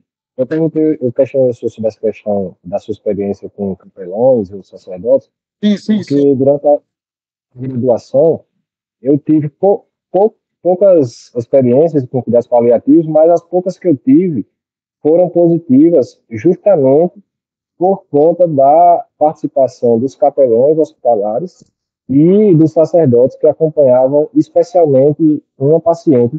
Eu não lembro qual era a doença que ela tinha, mas era uma doença degenerativa. Com o tempo, ela ia perder, inclusive, a capacidade de respiração. Ela já estava numa fase bem avançada da doença, mas ainda mantinha a respiração e alguns poucos movimentos no corpo, né? Basicamente, a cabeça, balbuciava algumas palavras. E essa participação dos capelães ajudou bastante, porque ela tinha essa consciência, né? De que aquilo ali inclusive tem até uma frase, né? Que é dito na Bíblia, que teve um profeta que ele adoeceu da morte e queria que morrer. Então, eles usavam, inclusive, essa frase, essa palavra lá, para conscientizar de que aquilo era o natural daquela pessoa, né? Mas estando sempre ali acompanhando, fazendo aquele acompanhamento espiritual, metafísico, né? E aí gerava, mesmo no sofrimento, gerava um conforto psíquico, né? Para o paciente. Aí por isso que eu perguntei se o senhor tem alguma experiência assim nesse sentido positiva, né?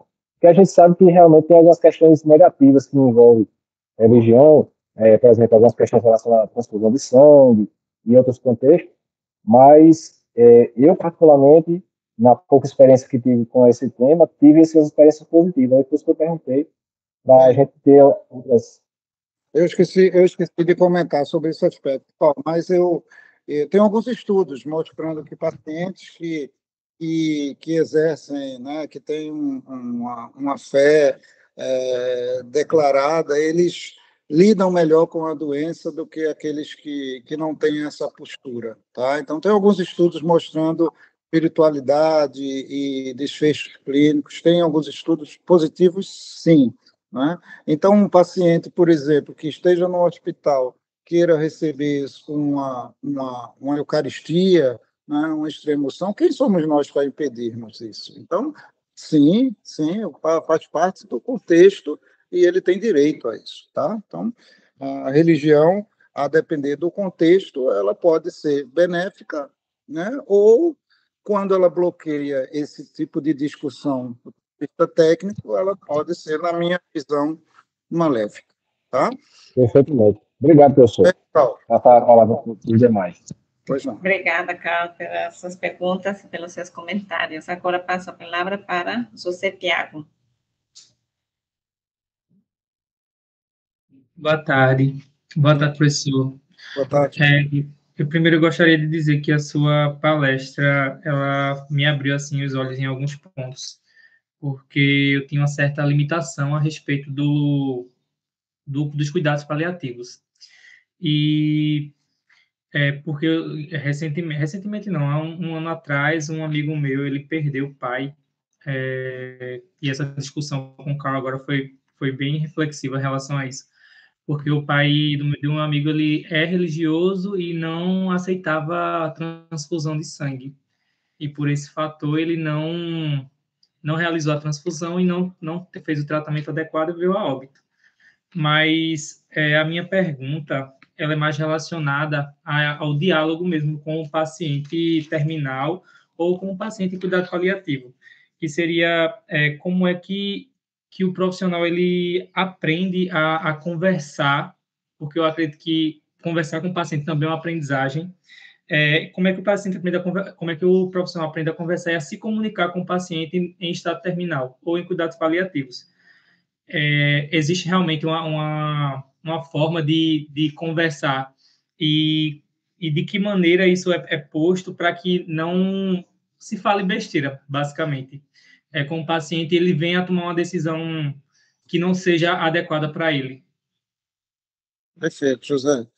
José Tiago, prazer, obrigado pela pergunta. Que bom que você coloca aqui. Você teve uns insights aí reflexivos a partir das discussões aqui, né? E essa questão do paciente terminal, né, é um desafio sempre com que nos deparamos, e a partir do qual uma receita que serve sempre, né? Algo que eu posso dizer que serve sempre, é a tal da escuta ativa. Sabe, Tiago, né? Você escutar o paciente. Às vezes o paciente não quer falar muito, você fica do seu lado, falando o necessário, né? E escutando mais que ouvindo. E à medida que o paciente ele for tendo confiança em você, ele vai dando uma abertura. Às vezes não é no primeiro contato, é no segundo contato, no terceiro. Você precisa ter tempo para que você vá evoluindo ou não naquela abordagem em relação à situação real do paciente. Então, você precisa ter tempo. Em cuidados paliativos, o relógio é seu inimigo, tá? Então, você precisa ter tempo, se desligar do mundo lá fora e se concentrar naquele ser humano que está na sua frente, vulnerável, frágil e, muitas vezes, no processo ativo de morte. Você precisa escutar. Semana passada, eu coloquei o exemplo dessa paciente que tinha projetos de vida, né?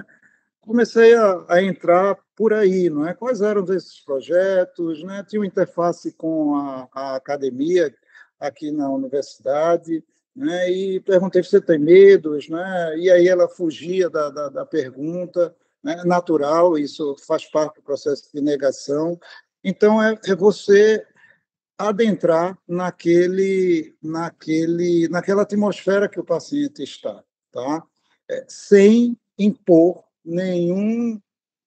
nada que você esteja percebendo que o paciente não quer saber, tá? Então, eu sou contra, né, você chegar e colocar para o paciente, né, olha, então você tem tal doença, tem um prognóstico reservado e não tem chance de cura, sem nem o paciente ter lhe perguntado. Né? Você vai aos poucos, né, conversando, perguntando o que ele sabe a respeito da doença, né, o como ele teve entendimento em relação aos outros profissionais de saúde que conversaram com ele. Você vai sondando o entendimento dele de como é a situação. Muitas vezes o paciente já sabe, tá? Mas ele não quer ouvir.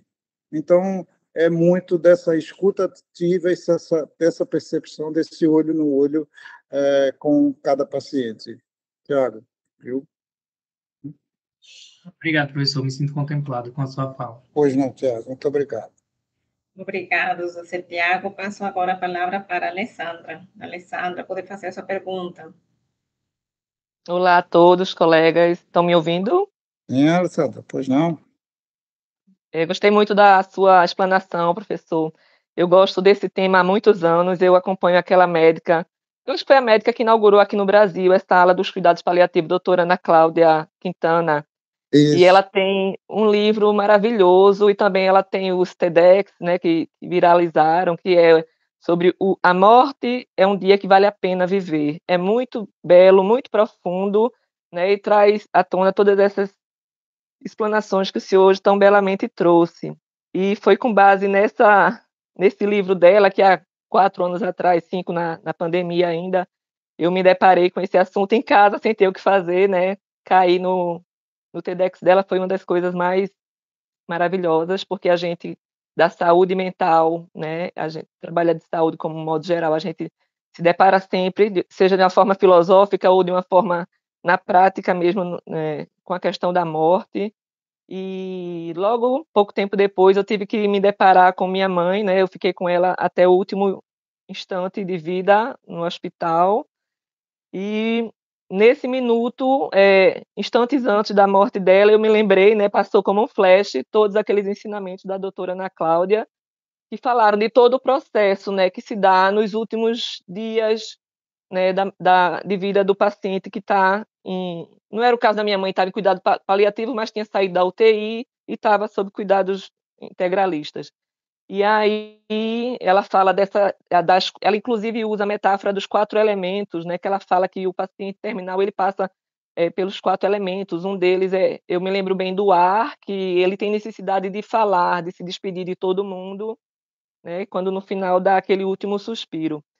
Mas voltando para o assunto das minhas dúvidas, né, a questão dessa experiência transcendental, que foi também um caso que aconteceu com alguns familiares, essa questão de antes da morte ter uma experiência transcendental, não religiosa especificamente, mas transcendental, né, de ter alguma visão, de escutar alguma coisa e de isso, de certa forma, fazer um sentido maior na hora da morte, de certa forma confortar, né? Com minha mãe aconteceu acho que menos de 24 horas antes, ela disse para mim: minha filha, eu tive uma elevação, eu sonhei que eu estava com Deus e eu vi, ela disse lá o que viu, tudo, e depois disso ela ficou mais calma até que foi todos as funções do corpo foram entrando em falência.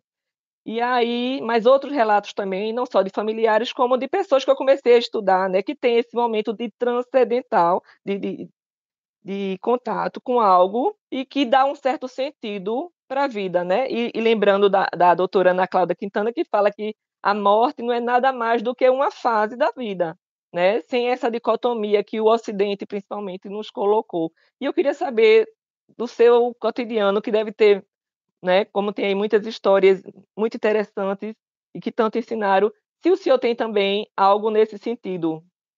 Uhum. Muito bom, Alessandra, muito bom seu comentário, sua troca, muito obrigado. Realmente, a Ana Cláudia é uma das pioneiras e uma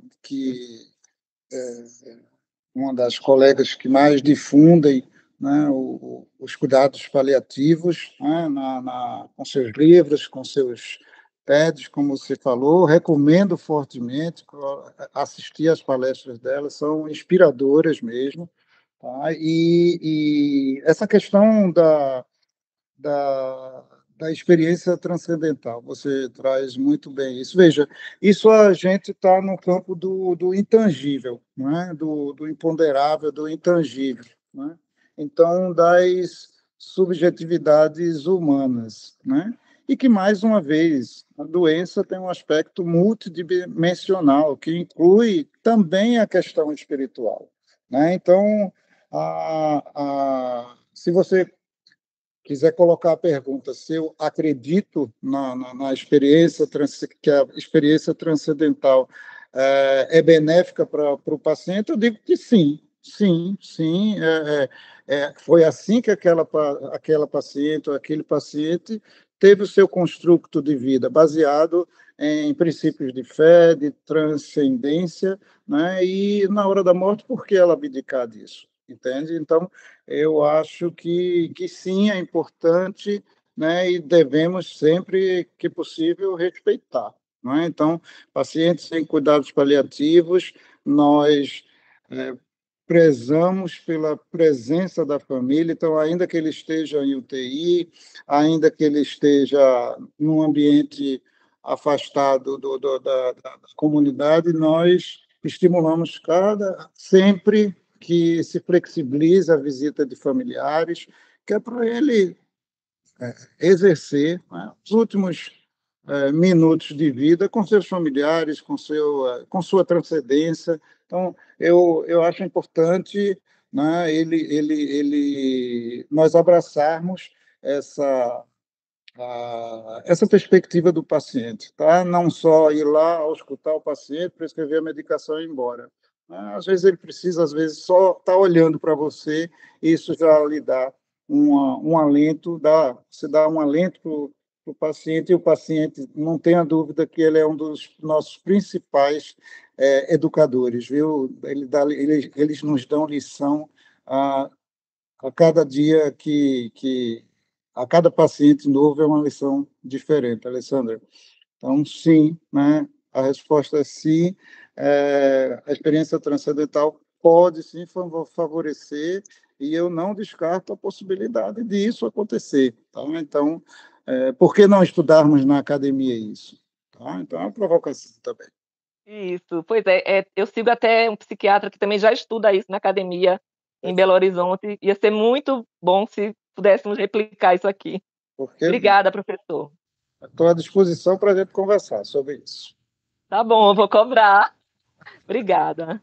Obrigada, Alexandra, pela sua pergunta. Passo agora a palavra para Joacim.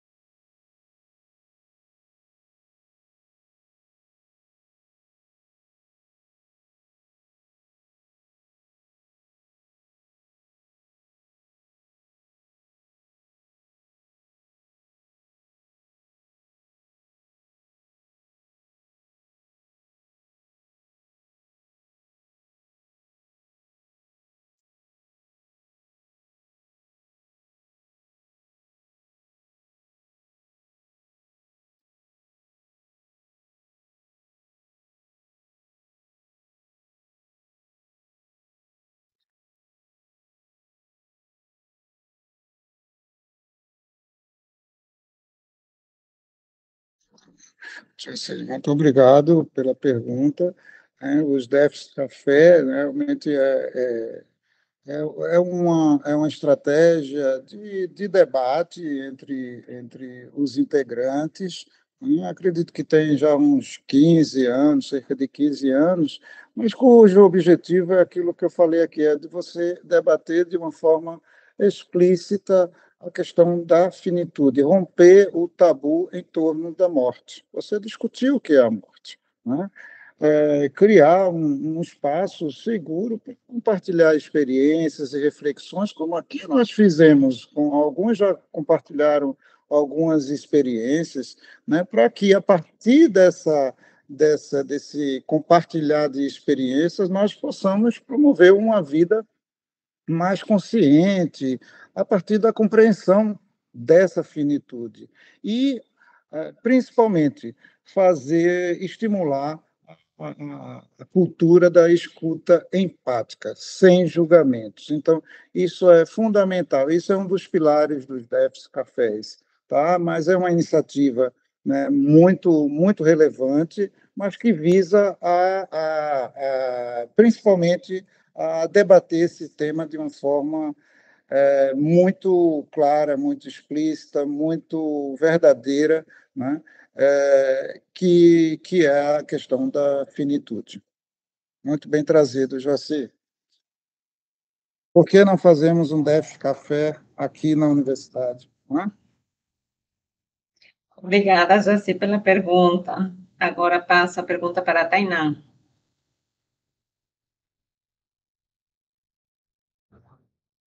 Desculpa, Carlos Alberto, desculpa, Tainá. Não, Carlos Alberto. Pode fazer a sua pergunta, Carlos. Deixa eu ver se dá para me escutar aqui. Professor Luiz, eu gostei muito da palestra. Eu acho muito interessante essa visão transdisciplinar, né, que o senhor traz do profissional da saúde. E eu acho que a gente já viu isso em algumas palestras, né, o Doha, né, sobre essa questão transdisciplinar, e isso só enriquece a profissão, né? Mas eu tenho a dúvida que eu tenho é sobre o ambiente onde acontece esses cuidados paliativos. Quando é notificada aquela pessoa, né, a família, e a família entende, e o paciente entende também que deve se realizar, né, os cuidados. O professor Gilson está saindo só. Grande abraço, professor Gilson. Muito obrigado pela presença. Uma honra para mim. Aí, continuando, né? Quando ocorre essa notificação, onde essa pessoa fica, né? Onde essa pessoa recebe os cuidados paliativos? Qual é a sua avaliação sobre como tem sido feito esses locais, né? E se existe, acho que se chama hospice, aqui no Brasil. Uma vez eu estava numa banca de arquitetura e foi defendido o projeto de hospice. E foi um negócio assim que eu nunca tinha ouvido falar, né? Na época. E eu achei muito interessante e eu queria saber como está essa situação, a discussão, né? No Brasil, o que o senhor acha que poderia ser melhorado? Enfim, acho que é isso. Perfeito. Obrigado, Carlos. Essa questão da transdisciplinaridade é algo fundamental quando a gente fala de cuidados paliativos. Eu coloquei a experiência aqui da oncologia do Hospital das Clínicas, em que a gente discute o caso clínico do paciente, a gente discute o contexto social em que o paciente está inserido, né, para, a partir daí, nós traçarmos um roteiro em termos de melhor estratégia de tratamento. Então, essa comunicação é fundamental com todos os membros da equipe. A questão do ambiente, né? Eu falei aqui de um protocolo que se chama SPIKES, né? SP de pato IKES. Né? Se você colocar no Google, é facilmente acessível, já é um protocolo antigo, né, em que ele coloca que uma das principais observações que devem ser tomadas em relação a quando for dar uma má notícia, né, cuidado você colocar o paciente, né, que vai fazer cuidados paliativos para ele, é uma má notícia, não deixa de ser uma má notícia, né? E o ambiente, ele fala nesse ambiente, o ambiente tem que ser o mais tranquilo possível, o mais reservado possível, que permita, né, um diálogo transparente, um diálogo claro com o paciente, né, e com tempo suficiente para que haja uma troca de experiências ali entre o paciente e o profissional de saúde, tá? Então, é o ambiente o mais tranquilo possível, não é no corredor de um hospital, não é numa enfermaria compartilhada com outros pacientes, se assim o for, leva o paciente para um ambiente de individualidade, um ambiente reservado, para que aquela discussão seja dada só na perspectiva do paciente, tá? E em relação aos hóspices, né? Então, os hóspices surgiram lá em 1967, como eu falei na apresentação, né? Hospitais voltados, né, para cuidar dos paliativos, né?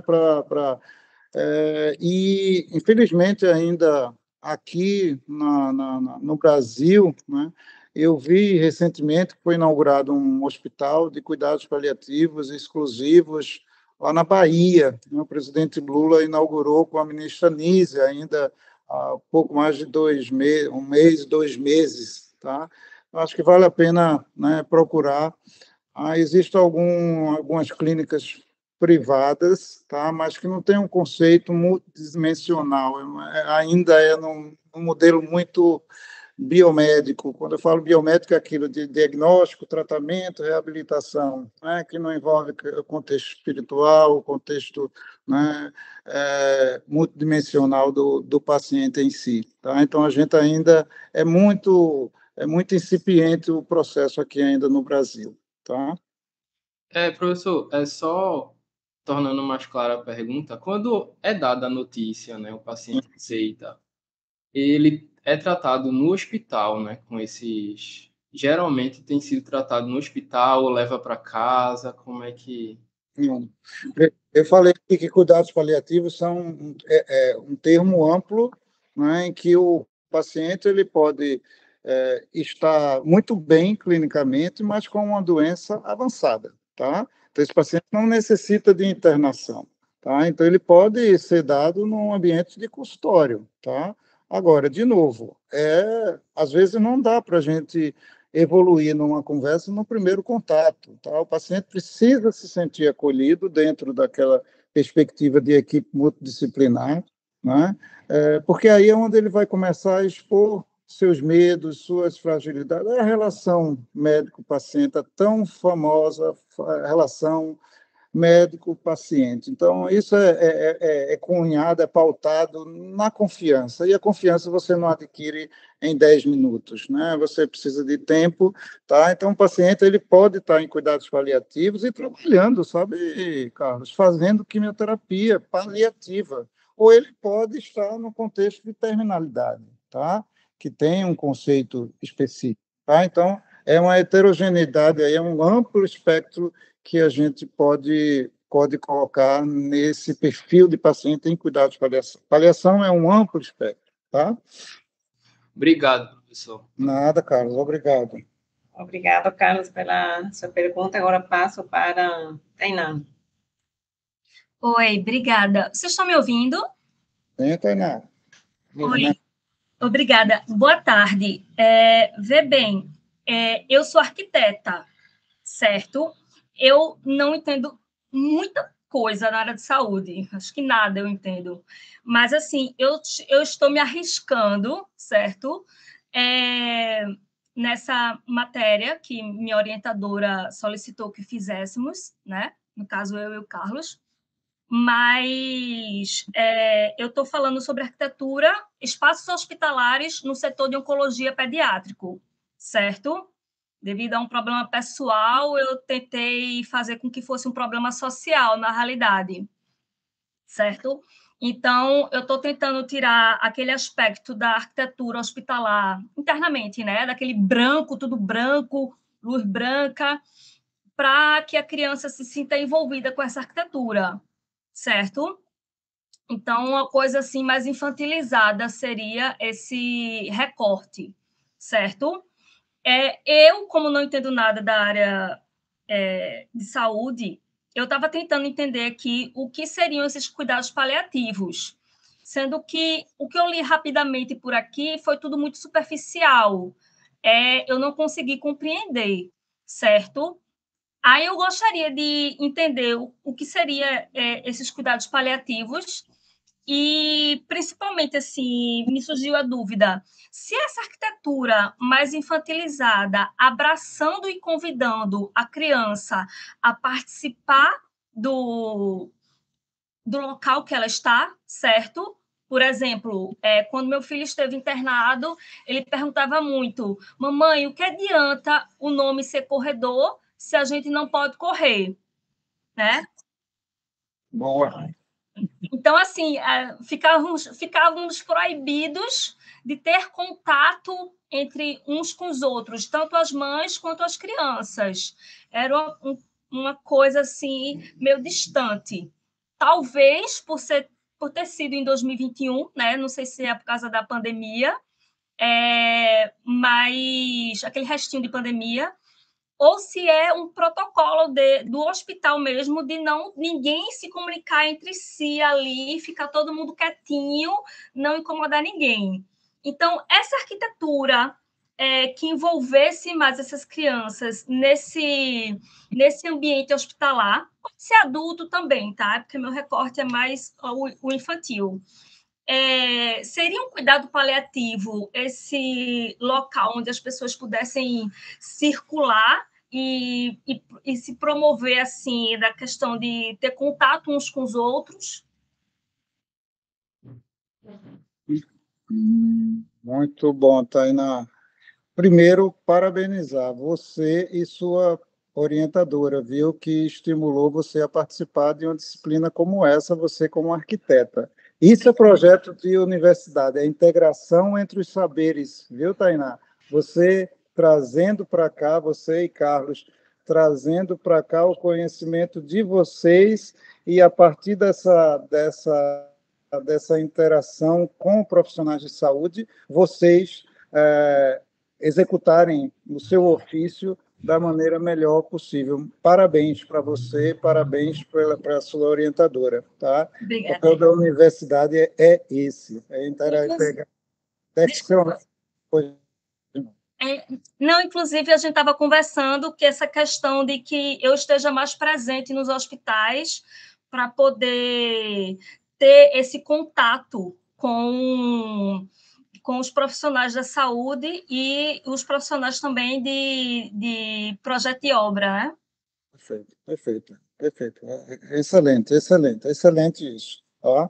Veja, primeiro você coloca a conceituação de cuidados paliativos. Né? Se a gente puder, lá no começo da minha apresentação, eu coloquei que o conceito mais recente, né, de 2020, são aquelas abordagens, né, contra doenças ameaçadoras de vida, né, em que você prima com uma abordagem holística, ou seja, de uma forma multidimensional para com o paciente. Então, é um conceito muito amplo, mas contra doenças ameaçadoras de vida. Tem crianças que nascem com cardiopatias congênitas incompatíveis com a vida. Né? Então, ele vai ter alguns dias ou alguns meses de vida, né? Então, que vai desde a infância até, né, pacientes mais idosos. Tá? Então, é um conceito bem amplo em que o paciente tem uma doença ameaçadora de vida. Tá? Então, em que se inclui os pacientes, no meu caso, os pacientes oncológicos. Tá? Então, essa questão do ambiente, né, você traz esse termo de arquitetura infantilizada. Né? Eu entendo, né, que o ambiente, né, ele tem que estar moldado para aquela condição do paciente. Então, você não vai colocar o paciente pediátrico num setor de um paciente adulto. O paciente tem que se sentir o mais próximo da sua realidade. Né? Então, a preservação por momentos lúdicos, por espaços lúdicos, em que o paciente esqueça um pouco até aquela condição de doente, não é? Naquele ambiente que ele está. Tá? Então, isso tem que ser levado muito em consideração, tem que ser preservado. Então, há muitas clínicas hoje que tratam pacientes de transtorno de espectro autista, eles já têm ambientes que são de que, por si só, já estimulam o paciente o próprio ambiente. Tá? Então, eu recomendo você a visitar essas clínicas também, né? Porque é de muita valia, né? Para a sua área. Né? E o ambiente hospitalar se reveste de mais importância, porque o paciente está internado, ele está numa condição de maior vulnerabilidade. Então, os espaços aí, realmente, eles têm que ser bem acolhedores, não é? Mas que façam, sobretudo para crianças, né, que façam ele esquecer um pouquinho que está doente. Né? Então, você vê muito palhaço-terapia em ambiente de pacientes com pediátricos. Né? A gente tem uma equipe aqui no HC que trabalha muito nessa perspectiva. Então, desde a conformação ambiental até a infraestrutura física deve estar voltada para o processo de humanização. Né? Então, nós, quando inauguramos, e aí me fez lembrar agora, a época do reitor Anísio e da professora Flores Bela, não sei se ainda está aqui, nós inauguramos uma enfermaria de oncologia no HC de 24 leitos. Nós tínhamos 24 leitos, nós tínhamos 4 leitos de internação, aí abrimos uma enfermaria para 24 leitos, né? Com o apoio do professor Anísio e da professora Flores Bela. E eu, junto com a equipe, nós tivemos uma iniciativa. Olha, não vamos nomear, não é, as enfermarias, enfermaria 1, 101, 102, 1101, 1102, não. Vamos fazer outra nomenclatura para essas enfermarias. Então, aquela enfermaria vai ser chamada enfermaria afeto, aquela outra enfermaria empatia, né? Então, são soluções, às vezes, muito simples, né, que dá uma conotação de humanização muito significativa para aquele contexto em que o paciente está vivendo, viu, Tainá? Mas isso é uma troca, a partir da interação e de você conhecer esses espaços e você participando aqui desses momentos também, que você vai construindo essa ideia, né, do que seja melhor em termos de arquitetura para um paciente em cuidados paliativos. Muito obrigada, Tainá, pela sua pergunta. E agora passo a palavra para o professor Raul. Luiz, eu quero agradecer demais pela sua palestra, como sempre, enriquecedora, brilhante, um assunto tão importante para todos nós, independente da área de onde viemos, né? E se alguma coisa pode ser transdisciplinar, discutir a questão da paliação, né, dos cuidados paliativos, seria um deles. Eu queria, só para não esquecer, a Tainá me pediu que, se você pudesse deixar o seu e-mail, né, para ela poder se comunicar com você. Quero. Se você puder deixar aí, você deixa. Aí, por incrível que pareça, eu não tenho o seu e-mail, eu tenho tudo no mundo menos o seu e-mail. Gostei da camisa, viu, Raul? Aí. Claro, essa camisa, rapaz, você acredita que essa camisa foi dada por uma das pessoas que eu mais tenho carinho atualmente? Oh, rapaz, que coisa. Sim, foi. Bom, não vou dizer quem foi, não, viu? Tá bom. Para você ficar curioso. Olha, deixa eu dizer uma coisa. Eu queria só começar dizendo, eu vou fazer alguns comentários, porque eu tinha algumas perguntas, mas vou deixar para lá. Eu acho que você já abordou tudo. Eu vou fazer alguns comentários. Primeiro, sobre isso que Tainá está colocando, eu lembro que nós, lá na a gente veio de uma escola, que é a escola de doutora Anaíde Teodósio, que era uma humanista, né? A doutora Anaíde era uma mulher muito forte e, sobretudo, humanista, né? Que enfrentou a ditadura, que enfrentou tudo, que enfrentou e é motivo de um prêmio que você conhece na FACEP, que é o prêmio Anaíde Teodósio, né?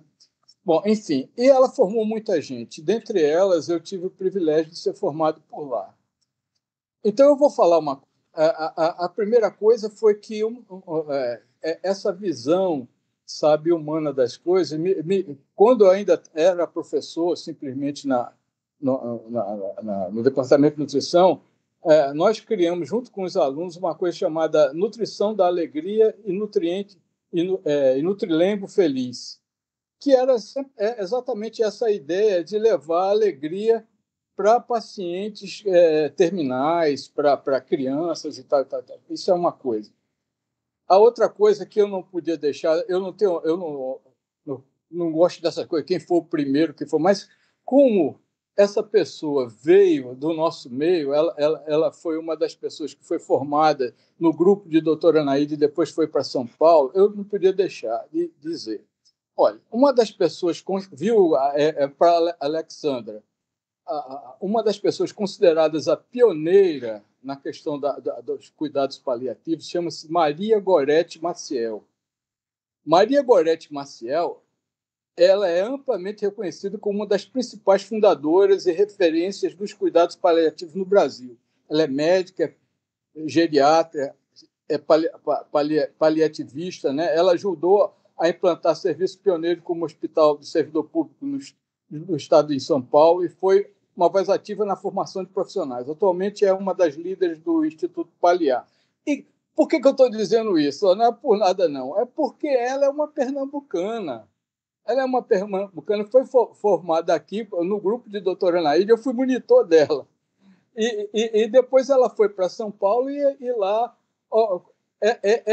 ela não tem livros como no caso, tem outras figuras também muito importantes, que é o Marco Túlio Sintra, de Minas Gerais, né? A Ana Cláudia, que a Alexandra falou, Quintana, Daniel Forte, Dr. Clóvis Botelho, tem algumas pessoas que trataram desse negócio. Mas eu queria destacar a Goretti, porque a Goretti foi nossa amiga, dançou muito forró num barzinho que tinha do lado ali da Universidade Federal de Pernambuco, né? E foi formada aqui por doutora Anaíde e tal. Então, ela criou, parece que um livro, um manual sobre essa coisa, junto com outras pessoas, um manual sobre cuidados paliativos, que parece que ainda, até hoje, ele existe. Bom, eu não entendo bem, mas sei disso porque ela, de vez em quando, eu tenho um contato com ela, é uma pessoa linda, uma pessoa alegre, sabe? E, bom, e é pernambucana. Tá? Eu sou um pernambucano adotado, viu, Luiz? Eu não nasci aqui, não, mas dizem que os filhos de Pernambuco adotados são têm mais amor à mãe do que os próprios naturais, viu? Mas, bom, eu não boto a mão no fogo nisso, não. Então, eu queria só lembrar disso aqui. E com relação a essa palestra, você veja, Luiz, como isso é importante, né? Que eu acho que eu não sei se já é motivo de uma disciplina nas ciências médicas, né? Lá na medicina, né? Mas eu acho que é uma coisa que ganha um corpo tão importante, que é tão importante do ponto de vista humano, né?